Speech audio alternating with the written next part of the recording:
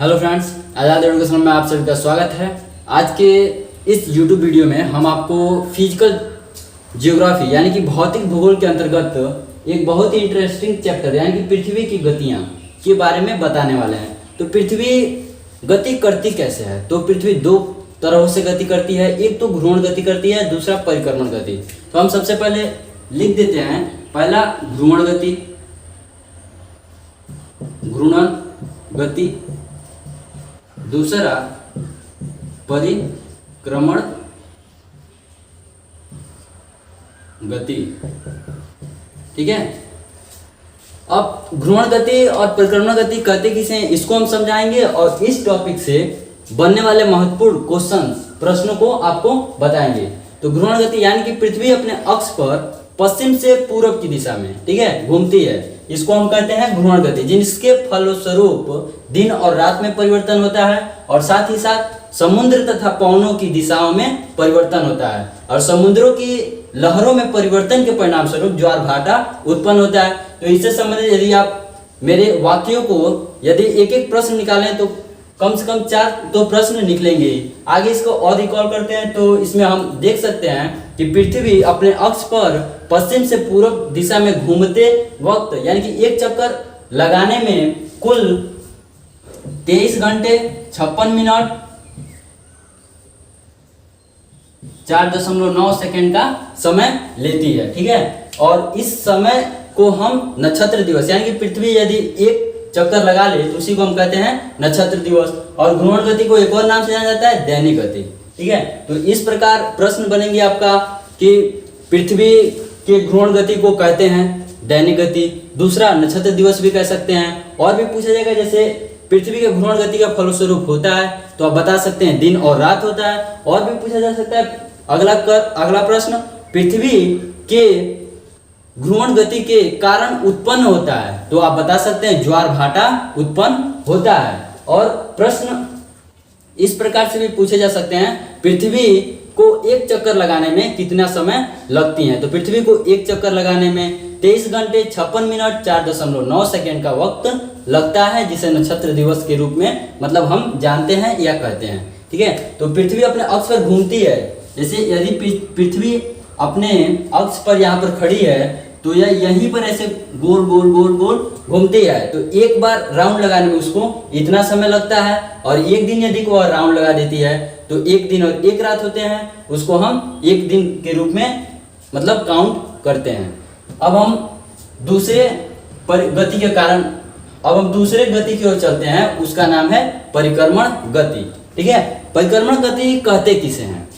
पृथ्वी अपने मार्ग पर वैसे अपने अक्ष पर तो घूमती ही है, उसके साथ साथ अपना उसका एक मार्ग होता है, उस मार्ग पर सूर्य का परिक्रमा करता है। ठीक है, और वह मार्ग गोल नहीं होता है एकदम, जैसे यदि यह सूर्य हो तो उसका मार्ग यदि यह सूर्य हो तो उसका मार्ग ऐसे पूरा पूरा गोल नहीं है, उसका मार्ग दीर्घवृत्ताकार है, दीर्घवृत्ताकार है, यानी कि वह ऐसे कुछ लंबा है। ठीक है, जिसके कारण पृथ्वी और सूर्य के मध्य दूरी मतलब कभी बढ़ती है और कभी घटती है। अब कब बढ़ती है कब घटती है इससे भी प्रश्न पूछा जाता है। तो आप नोट करिए कि 3 जनवरी को पृथ्वी और सूर्य यानी कि पृथ्वी इस मार्ग पर घूमती है और यह सन है और यह अर्थ है। तो इस प्रकार जब घूमते जाती है तो कभी देखिए दूरी कम हो रही है और कभी देखिए दूरी अधिक हो रही है। इससे प्रश्न पूछा जाएगा कि कब दूरी कम होती है, तो आप बता सकते हैं 3 जनवरी को पृथ्वी और सूर्य के मध्य दूरी कम हो जाती है। और वह मतलब कितना हो जाता है, उन दोनों के मध्य की दूरी कितना हो जाती है ये भी पूछा जा सकता है। तो वह दूरी हो जाती है 1470 लाख किमी यानी कि किलोमीटर। वह दूरी कम होकर के 1470 लाख किलोमीटर होती है। और जब कम होने से प्रश्न पूछा जाएगा तो जाहिर सी बात है कि दोनों के मध्य जब दूरी बढ़ती है उससे भी प्रश्न पूछे जाएंगे। तो अगला प्रश्न आप नोट कर सकते हैं कि पृथ्वी और सूर्य के बीच दूरी कब अधिक यानी कि सर्वाधिक हो जाती है? तो वह कंडीशन 4 जुलाई को होता है। ठीक है, वह कंडीशन 4 जुलाई को होता है, जिसमें पृथ्वी और सन के मध्य दूरी बढ़ करके 1521 लाख किलोमीटर हो जाता है। ठीक है, अब प्रश्न पूछे तो आप बता सकते हैं पृथ्वी और सूर्य के मध्य दूरी बढ़ करके 1521 लाख किलोमीटर हो जाता है। देखिए ये कम है, यानी कि दूरी कम होती है 3 जनवरी को, और ये दूरी इस दूरी से अधिक है, यानी कि 4 जुलाई को पृथ्वी और सूर्य के बीच की दूरी बढ़ जाती है। अब पृथ्वी अपने मार्ग पर जब सूर्य का चक्कर लगाता है तो उसके परिणाम स्वरूप क्या क्या होता है उसके बारे में हम चर्चा करेंगे।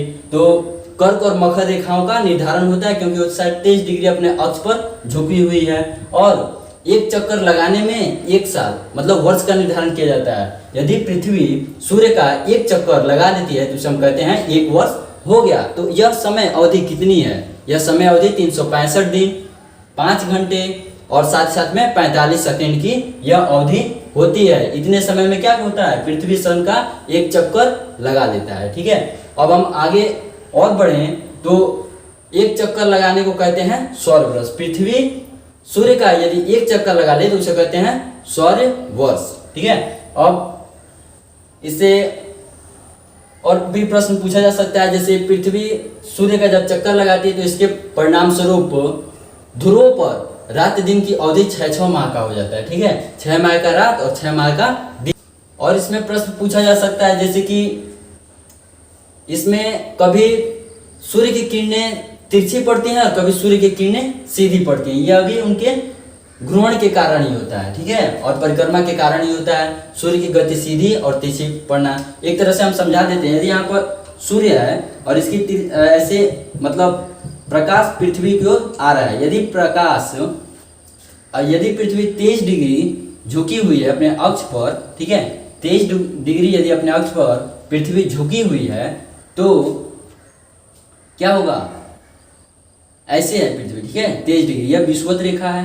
कभी यह प्रकाश की किरणें कर्क रेखा पर, जब पृथ्वी नीचे की ओर ऐसे राउंड करेगी तो कर्क रेखा पर जाएगा, और जब वापस ऐसे उठेगी तो उसका मतलब सूर्य का सीधा प्रकाश मकर रेखा पर पड़ेगा। इसलिए सूर्य का विचलन होता है, कभी कर्क रेखा पर और कभी मकर रेखा पर। आप सीधे क्वेश्चंस को नोट कर सकते हैं। कर्क और मकर रेखा का निर्धारण होता है सूर्य के मतलब किरण के द्वारा। ठीक है, और आगे आप इससे संबंधित सामान्य अध्ययन के तौर पर इतनी चीजें बहुत हैं। ठीक है, और इतनी जानकारियां मतलब सर्वाधिक मानी जाती है। तो आप इन सभी मतलब टॉपिक्स को, और जो मैंने क्वेश्चंस आपको लिख करके भी बताया था, मतलब रिकॉल कराया था, और साथ ही साथ में वाक्य के तौर पर जो बोला था उसे आप लिख सकते हैं, या फिर साथ ही साथ में आप उससे मतलब क्वेश्चंस के तौर पे मतलब जैसे भी आप चाहें वैसे आप याद कर सकते हैं। यदि आप वीडियो को 2-3 बार देख लें तो वैसे ही आपको याद हो जाएगा।